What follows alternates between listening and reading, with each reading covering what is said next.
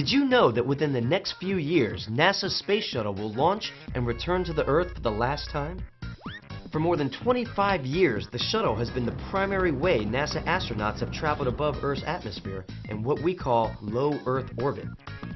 But the next phase of space exploration is going to take us a little bit farther from home.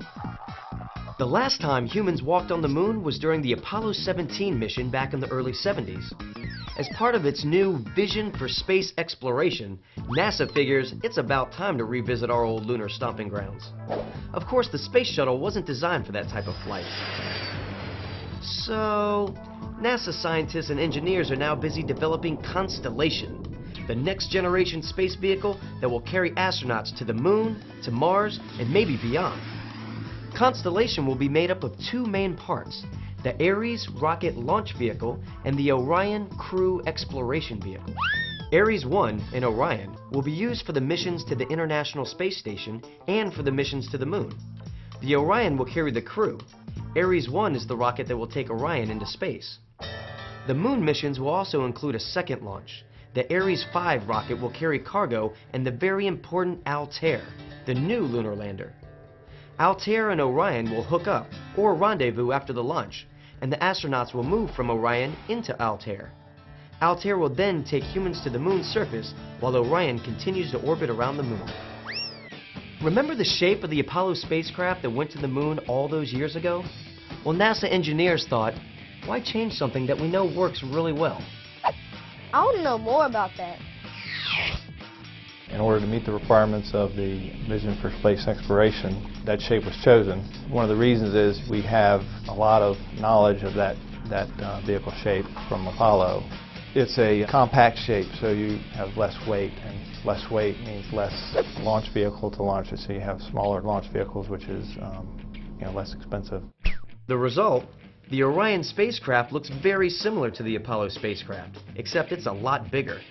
This spacecraft is 5 meters in diameter and has a mass of almost 25 tons. Unlike Apollo's capsule, which was designed to hold just 3 astronauts in very cramped quarters, Orion will carry up to 6 astronauts with more than 2.5 times the inside space of the Apollo capsule. And NASA engineers have also borrowed many of the technologies developed during the Space Shuttle program. Applying all these lessons learned in past missions will help NASA save lots of time and money as they move forward with Constellation. One of the big things that we did with Orion is the Orion vehicle is on top of the launch vehicle, so there's not much chance of damage to the heat shield from debris from the launch vehicle. And the Orion vehicle should have a lot more advanced electronics than Apollo that will allow it to do things without the crew, and then it allows the crew to operate it more easily.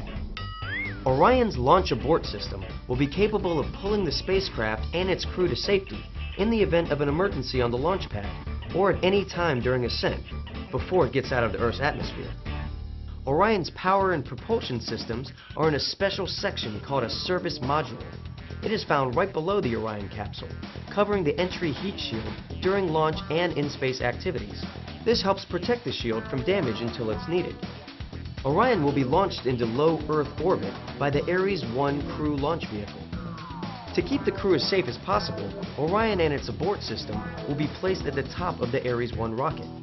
The rest of the 2-stage Ares 1 will be stacked on top of each other, or vertically, below the crew vehicle. This design will help stop debris from the booster hitting Orion while it climbs into space. Orion will be able to remain docked to the International Space Station for up to 6 months, providing a way for the crew to return to Earth at any time. The spacecraft can stay in lunar orbit without any astronauts on board, while the astronauts visit the surface of the moon. This could be as long as 6 months. Orion will be able to carry pressurized cargo to the International Space Station without a crew at all.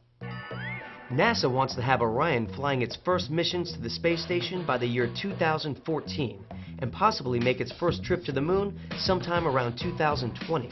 After that, scientists are hoping that the same Orion and Ares spacecraft combination can be used to take humans to the next planet from our sun, Mars.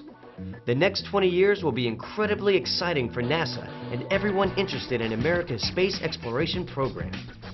So strap on your helmets and stay tuned for more exciting developments.